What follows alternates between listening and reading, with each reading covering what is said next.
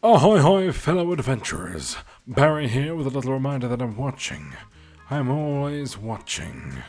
And also there's a new experimental update for DayZ.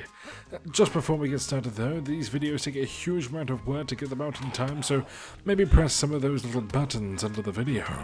Yes, you see them. They might give you things, like STDs. Anyway, this update is a biggie, so I'll try and cover the important parts as fast as I can. The main addition is a brand new spanking DLC map. It is currently being tested on the experimental branch until the 4th of November, so get in there quick. The map is 163 kilometers squared and is based on the DLC map from Arma 3. Lock and load, boys. 4 new guns have been added to this update, including the the Vega shotgun, the 420 Blazer rifle, the double barrel, aka the BK-43, as well as their shorter cousin, the sawn-off, and finally the Colt 1911 has slipped in like a warm kitten. Some tasty magazine variants were also rammed into this update, such as the drum mag, and the high capacity mag, and etc. Watch out for your picnic basket, as a bear was added. Wait, a bear singular? Either way, if you want to feed this bear with something other than your kiwis, then good news, as you can catch fish again. Item attachments can also be damaged separately to the item that they're attached to, so scopes can get damaged, I guess. Harvesting sticks and breaking long sticks can now be done with the bear's hands. Wait, no, it says bare hands, as in your bare hands. Oh, silly me.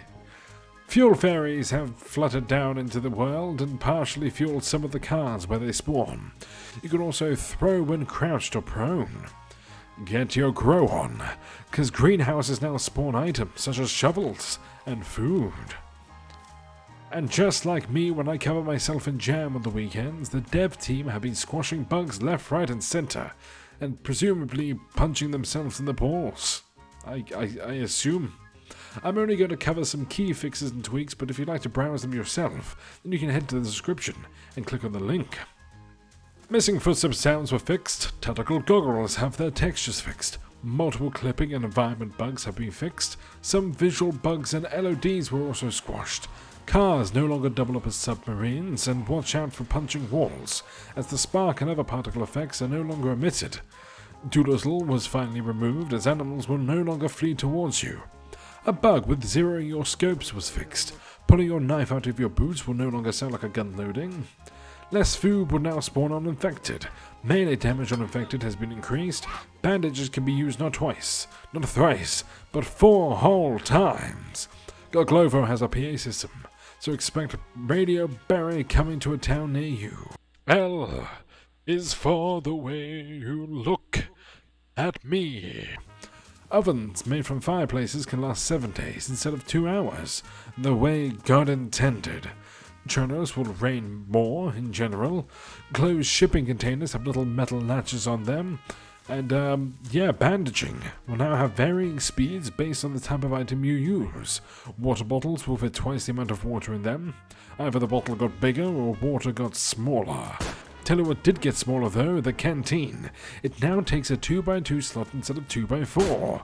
Check your axes, as melee weapons now take damage when you use them to hit things. If you try to use a ruined melee weapon, you'll just drop it like it's hot.